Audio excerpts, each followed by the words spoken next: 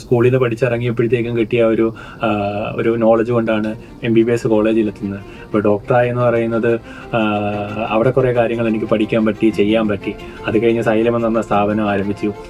അപ്പം സ്ഥാപനം ആരംഭിച്ചു കഴിഞ്ഞിട്ട് അതൊരു എഡ്യൂക്കേഷനിൽ റെവല്യൂഷൻ ഉണ്ടാക്കി. കേരളത്തിൽ ഒരുപാട് കുട്ടികൾ ഒരു ഇൻഫ്ലുവൻസ് ഉണ്ടാക്കി.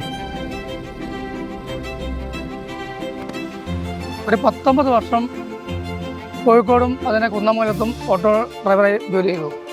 അത് വരുന്ന ഒരു 10, 15, 16 വയസ്സാകുമ്പോൾ തുടങ്ങി നാടകങ്ങളിലും പാട്ടും ഡാൻസും ഒക്കെയാണ് എൻ്റെ ഹോബി.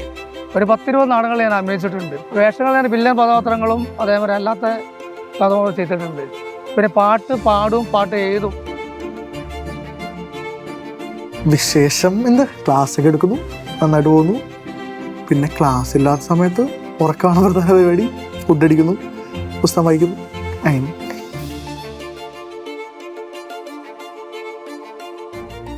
സ്വന്തമായിട്ടൊരു വണ്ടിയൊക്കെ വാങ്ങാൻ പറ്റി.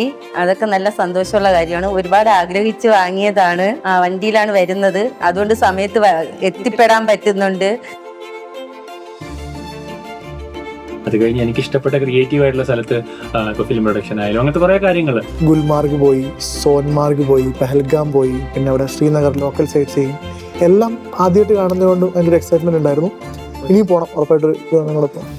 ചക്കായൊന്നും ചൊല്ലല്ലേടി ചക്കേമേൽ കൈ വെക്കല്ലേടി, ചക്കായൊന്നും ചൊല്ലല്ലേടി ചക്കേമേൽ കൈ വെക്കല്ലേടി, ഇല വെട്ടി തോല് വെട്ടി വാരയ്ക്ക ചക്ക, ഇല വെട്ടി തോല് വെട്ടി വാരയ്ക്ക ചക്ക.